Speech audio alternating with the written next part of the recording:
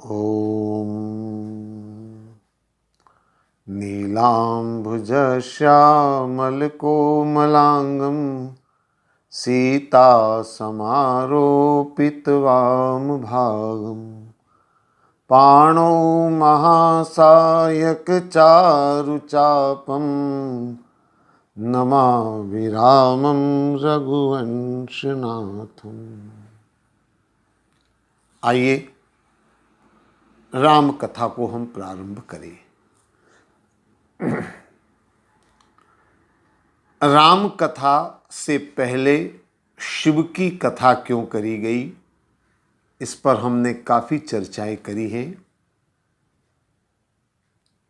और एक तुलसीदास जी ने पंक्ति लिखी है, भरद्वाज और याज्ञवल्क्य जी के बीच का जब संवाद हुआ तब अंत में उन्होंने कहा, प्रथम ही में कही शिव चरित, बूझा मरम तुम्हार, सुचि सेवक तुम राम के रहित समस्त विकार। मैंने जानबूझकर इसलिए पहले शिव की कथा करी है ताकि मैं जान सकूं कि तुम राम कथा के योग्य हो कि नहीं। बूझा मर्म तुम्हार, मैं तुम्हें जानना चाहता था कि तुम इस योग्य हो कि नहीं हो, और अब मैं जान गया कि तुम योग्य हो। अब मैं राम कथा तुम्हें सुनाता हूं। उसके बाद राम कथा सुनानी प्रारंभ करी। भगवान शिव और पार्वती के विवाह का वर्णन भी रामचरितमानस में विस्तार पूर्वक किया गया। हालांकि सती प्रसंग पर चर्चा हम लोगों ने करी है, लेकिन भगवान शिव और पार्वती के विवाह की चर्चा हमने नहीं करी है। इसके पूर्व शिव पुराण के प्रसारण में 17, 18, 19 तीन भागों में भगवान शिव और पार्वती के विवाह की विस्तार से मैं चर्चा कर चुका हूं। तो आप में से कुछ लोगों ने शायद उस शिव पुराण के अंदर उसे सुना होगा, देखा होगा। इसलिए मैं शिव पार्वती विवाह की यहां चर्चा नहीं करूंगा। अब विवाह के बाद आगे क्या घटना घटती है, हम उसकी चर्चा करेंगे। भगवान शिव और पार्वती एक बार बैठे हुए थे। तुलसीदास जी लिखते हैं, बैठी शिव समीप हर्षाई, और पूरब जन्म कथा चित आई। भगवान शिव और पार्वती दोनों बैठे थे, पूर्व जन्म का स्मरण हो गया। पूर्व जन्म के स्मरण का मतलब, किस तरह से मैंने राम के प्रति संदेह किया, भगवान शंकर की बातों पर मैंने अविश्वास किया, जिसके कारण मुझे देह त्यागनी पड़ी। तो सती को अपने पूर्व जन्म की गलती का एहसास है। और याद रखिए, जब किसी व्यक्ति को उसकी गलती का एहसास होता है तो निश्चित मानिए उसके कल्याण का मार्ग सुगम हो जाता है। सबसे बड़ी समस्या यह है कि हमें अपनी गलतियों का एहसास नहीं होता, हम उसको स्वीकार नहीं करते, हम उसको मानने को तैयार नहीं। पार्वती को अपने पूर्व जन्म की कथा का स्मरण हुआ और उनको उस गलती का एहसास हुआ। तो तुलसीदास जी लिखते हैं, कथा जो सकल लोक हितकारी, सोई पूछन चह शैल कुमारी। हिमालय राज्य की कन्या ने, पार्वती ने भगवान शंकर से वही कथा जो लोक हितकारी, वही कथा उन्होंने सुनने का आग्रह किया। आप मुझे भगवान राम के बारे में बताएं, राम के चरित्र के बारे में मुझे बताएं। और मन में एक संदेह है, उसका भी निवारण करें। कौन सा संदेह? बोले, राम सो अवध नृपति सुत सोई, की अज अगुण अलख पति सोई। राम सगुण है कि निर्गुण है? राम एक अयोध्या के राजा हैं या राम घटघटवासी है? तो पार्वती निवेदन करती है, और साथ में कहती है तब कर अस विमोह अब नाही, भुजग राजभूषण सुरनाथा। अब वो जो मेरे मन में शंका थी, जो संदेह था, मैं उसका निवारण करना चाहती हूं। मैं आपसे जानना चाहती हूं कि क्या है प्रभु राम, मुझे बताएं। तो भगवान शंकर गदगद हो गए। धन्य धन्य गिरिराज कुमारी, तुम समान नहीं को उपकारी। पूछो रघुपति कथा प्रसंगा, सकल लोक जग पावनी गंगा। ये पावन चरित्र तुमने जानना चाहा, जिज्ञासा तुमने रखी है। मैं बड़ा प्रसन्न हूं, मैं बड़ा गदगद हूं। और ये जो राम कथा है, राम कथा सुंदर कर तारी, संशय विहग उड़ावन हारी। ये तमाम संशय को दूर करने वाली है, सभी प्रकार के संदेह को मिटाने वाली है, ये राम कथा है। पर एक बात भगवान शंकर ने जरूर कही पार्वती से। वो कहते हैं एक बात नहीं मोहि सुहानी, एक बात मुझे अच्छी नहीं लगी। और कौन सी बात? बोले जदपि मोह बस कयों भवानी। आपने मोहवश जो बात रखी है कि राम अयोध्या के राजकुमार हैं, राम घटघट वासी हैं, ये आपके मन में अभी भी संदेह है। ये सुनकर मुझे बड़ा आश्चर्य हुआ। सती और पार्वती में एक मूल अंतर है जिसे समझना हमारे लिए अत्यंत लाभदायक है। पार्वती जिज्ञासा से पूछ रही है राम ये है कि राम वो है। याद रखिए, संतों के पास जाकर, गुरुओं के पास जाकर, सदग्रंथों को पढ़ते समय जिज्ञासा का मन में होना कोई बुरी बात नहीं है। परमात्मा को जानने की जिज्ञासा होना कोई गलत बात नहीं है। पार्वती के मन में जिज्ञासा है, लेकिन सती के मन में जिज्ञासा नहीं थी। सती ने तो जैसे ही राम को देखा रोते हुए, बिलखते हुए, तत्काल निर्णय कर लिया, ब्रह्म जो व्यापक विरज अज अकल अनी अभेद, और सो की देह धरी हो ये नर जाहि न जानत वेद। जो अखिल ब्रह्मांड नायक है, उन्हें अपनी पत्नी का भी पता नहीं, ऐसा हो ही नहीं सकता, ये राम परब्रह्म नहीं हो सकते। यानी सती ने सीधा निर्णय ले लिया, जिज्ञासा नहीं। उसने अपना निर्णय ले लिया कि ये परमात्मा नहीं हो सकते। आज के युग की नई पीढ़ी की सबसे बड़ी समस्या यही है। जिज्ञासाओं को शांत किया जा सकता है, लेकिन अगर किसी ने अपने विचारों का निर्णय पहले से कर लिया है कि यही सही है, तो उसका कोई समाधान नहीं हो सकता। और आज सबसे बड़ी समस्या ये है, हम लोगों ने अलग अलग मान्यताओं को इतना दृढ़ता से पकड़ लिया है कि हम उसके अलावा कुछ और जानने को तैयार नहीं है। मैं कई बार कहा करता हूं कि आज हम लोगों ने अपनी अपनी मान्यताओं के चश्मे ऐसे चढ़ा लिए हैं। अब जिसने लाल रंग का चश्मा चढ़ाया, उसको लाल के अलावा कुछ दिखाई नहीं देगा। जिसने हरे रंग का चश्मा पहन लिया, उसको हरे के अलावा कुछ दिखाई नहीं देगा। तो हम लोगों ने अपनी अपनी मान्यताओं के चश्मे पहले से ओढ़ लिए। किसी ने राम को सगुण मान लिया, किसी ने राम को निर्गुण मान लिया, किसी ने राम को ये माना, किसी ने परब्रह्म को वो माना। कोई परब्रह्म को मान रहा है, कोई परब्रह्म को नहीं मान रहा है। हमने अपनी मान्यताओं को हठ धर्मिता से पकड़ लिया है, और इसका कोई समाधान नहीं है। सती का कोई समाधान नहीं हो पाया, केवल अंत में सती का देह त्याग हुआ है, कोई समाधान नहीं हुआ है। लेकिन पार्वती का समाधान है, पार्वती के प्रश्नों का समाधान है। भगवान शंकर कहते हैं मैं प्रसन्न हूं कि तुम्हारे अंदर जिज्ञासा है। हालांकि वही बात है, इसलिए फिर भगवान शंकर एक बार समझाते हैं, सगुन ही अगुन ही नहीं कछु भेदा, गावई मुनि पुराण बुध वेदा। एक बात पकड़ लो, निर्गुण और सगुण में कोई भेद नहीं है। हालांकि आश्चर्य की बात है, देवादिदेव महादेव भगवान शंकर अपने मुख से कह रहे हैं कि सगुण और निर्गुण में कोई भेद नहीं है,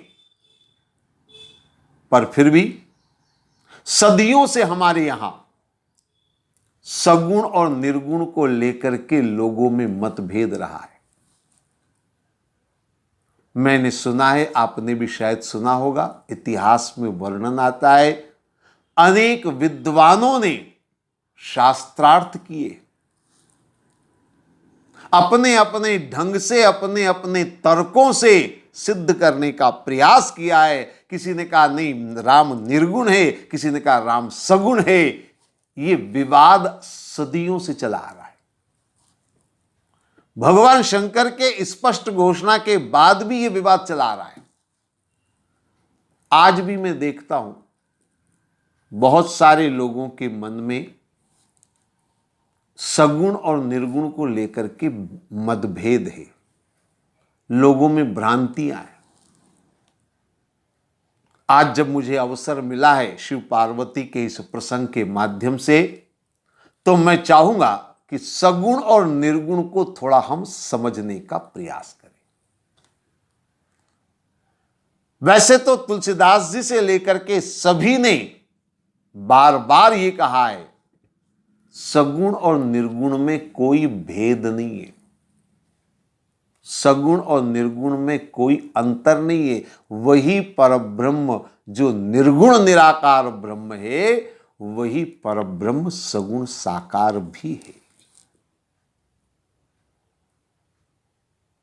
व्यापक ब्रह्म निरंजन निर्गुण विगति विनोद, सो अज प्रेम भगति बस कौशल्या की गोद। तुलसीदास जी ने राम जन्म के समय स्पष्ट किया।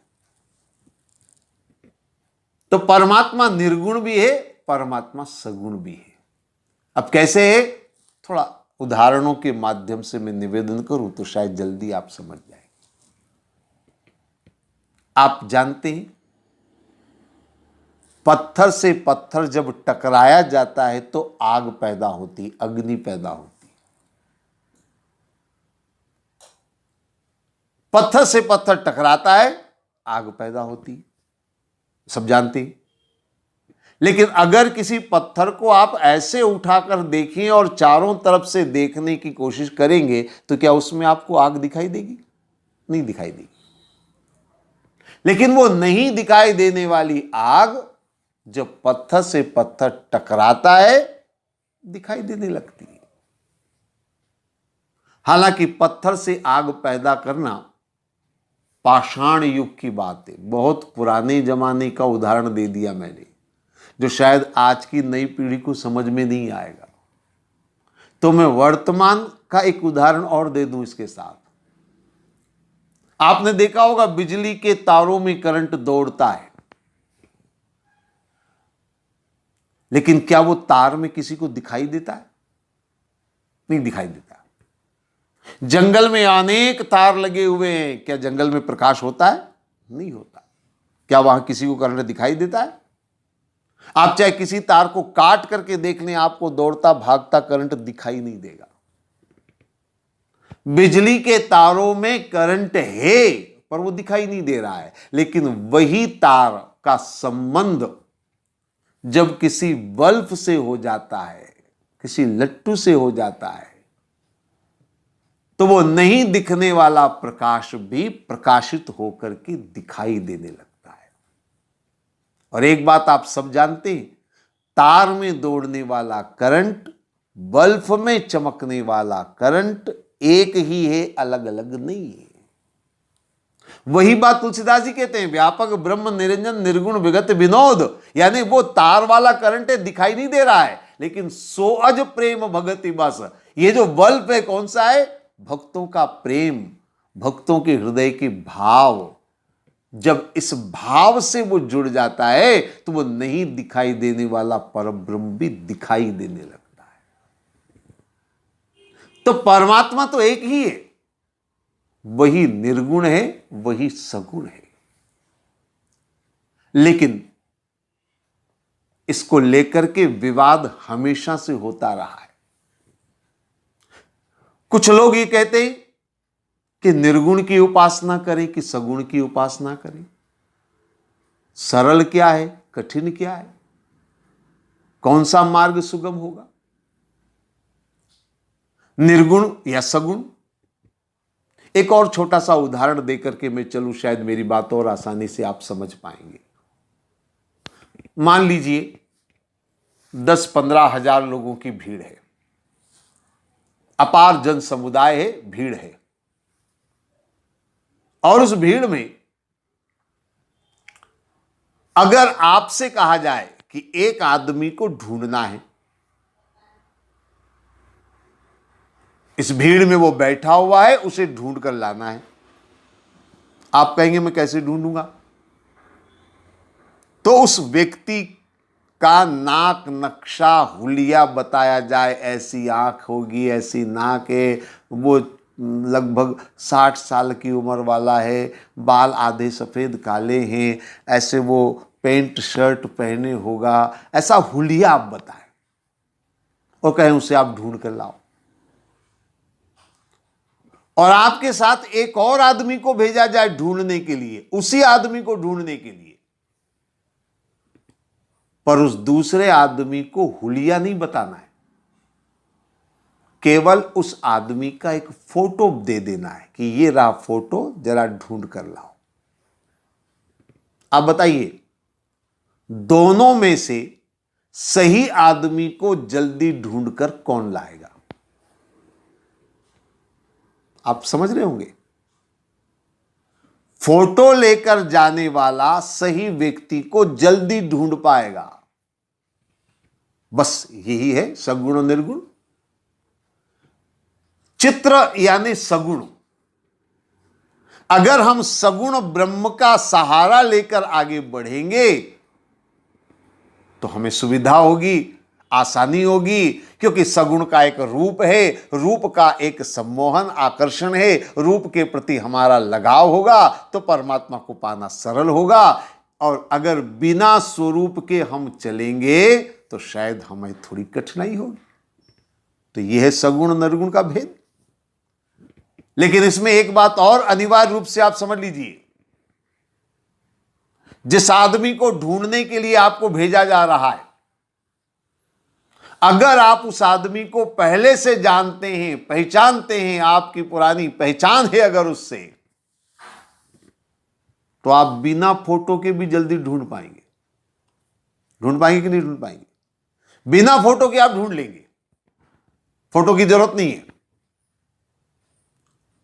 ठीक इसी तरह समझिए, जिन संतों ने, ऋषियों ने साधना, तपस्या, आराधना, उपासना करी है, पर ब्रह्म को जिसने जाना है, जन्म जन्मांतर की साधना जिन्होंने करी है, ऐसे सिद्ध महापुरुष जो परमात्मा को जानते हैं, वो बिना सगुण का सहारा लिए भी परब्रह्म को आसानी से पा सकते हैं।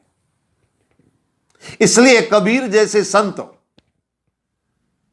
बिना सगुण की की किए अगर निर्गुण ब्रह्म की बात करे तो कोई अचरज की बात नहीं है, कोई उनके लिए असंभव बात नहीं है, क्योंकि वो परमात्मा को पहले से जानते हैं, वो परमात्मा को पहले से पहचानते हैं।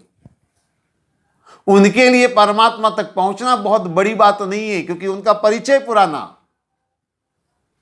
लेकिन जिसको बिल्कुल ज्ञान नहीं है, उसके लिए चित्र का सहारा लेना सुगम होगा। बस इसी तरह समझ लीजिए, अगर हम इस मार्ग पर पहला कदम रख रहे हैं तो सगुण का सहारा लेना सहायक हो सकता है।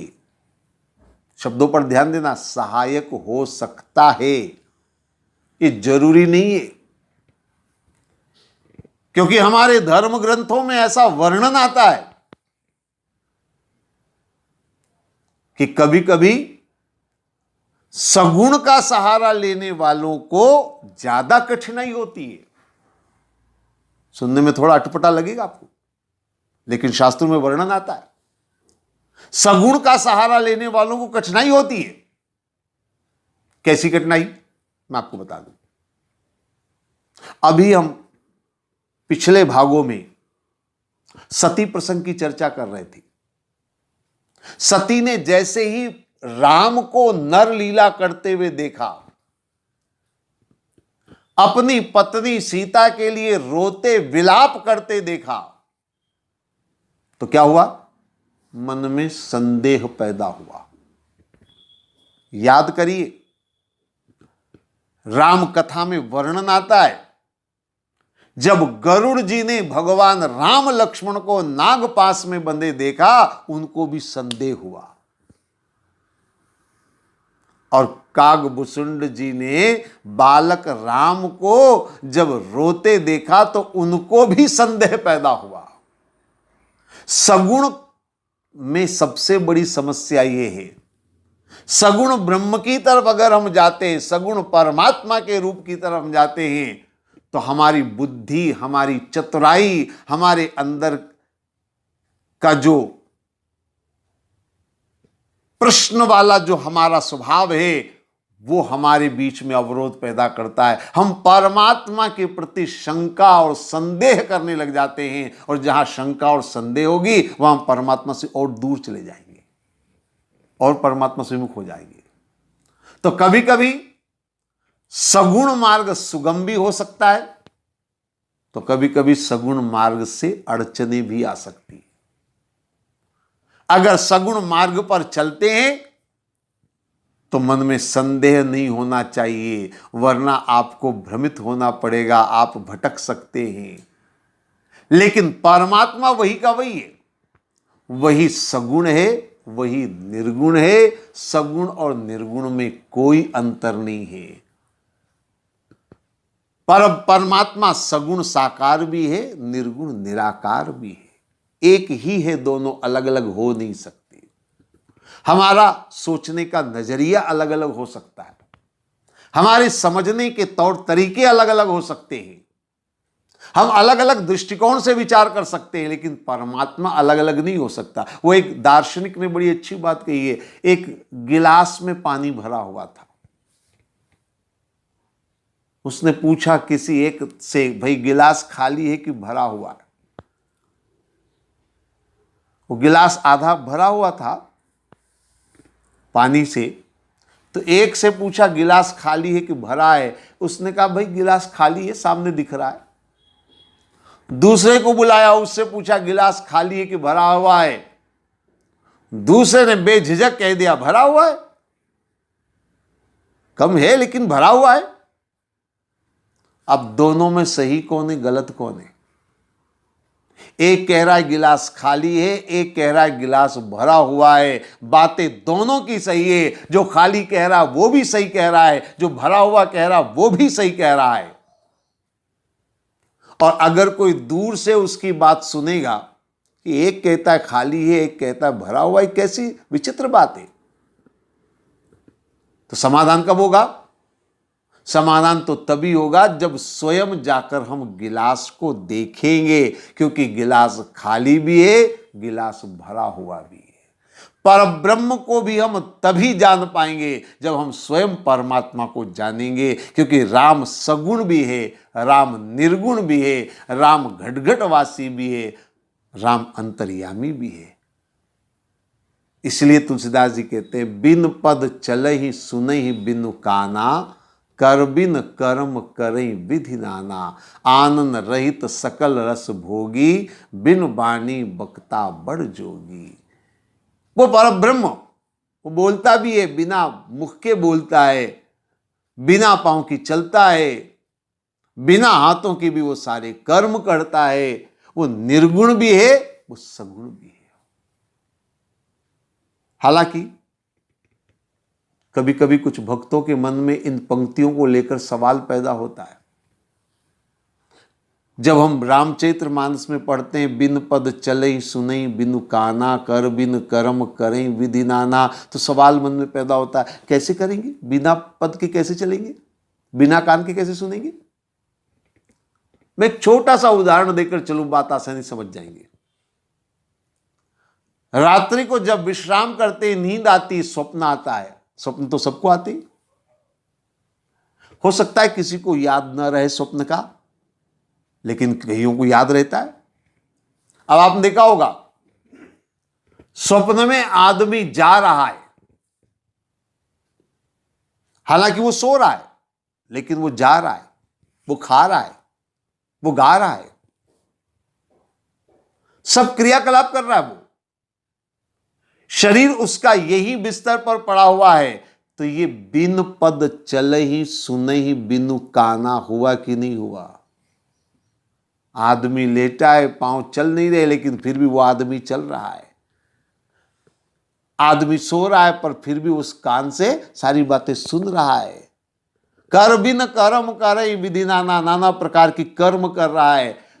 स्वप्न के अंदर आप सब कुछ कर रहे हैं, लेकिन फिर भी आपके हाथ पांव से आप कुछ नहीं कर रहे। बस यूं समझो, परम पिता परमेश्वर के लिए ये सारा जगत एक स्वप्नवत है, और इस स्वप्नवत जगत में परमात्मा अवतार लेता है, परमात्मा लीला करता है, परमात्मा नाना प्रकार के कर्म भी करता है, लेकिन वो इन सब से परे ऊपर परब्रह्म है, निर्गुण निराकार है। इसलिए एक बार फिर मैं आपसे निवेदन करूंगा कि निर्गुण और सगुण के विवाद में मत उलझिए। परमात्मा निर्गुण भी है, परमात्मा सगुण भी है। हालांकि आज के आधुनिक युग में निर्गुण और सगुण की तो परिभाषा ही लोगों ने बदल दी है, शब्दों के अर्थ ही बदल दिए। एक कवि की कुछ पंक्तियां मुझे याद आ रही है और मैं सुनाया करता हूं उन पंक्तियों को। आज के आधुनिक दौर में निर्गुण और सगुण की व्याख्या क्या बना दी लोगों ने।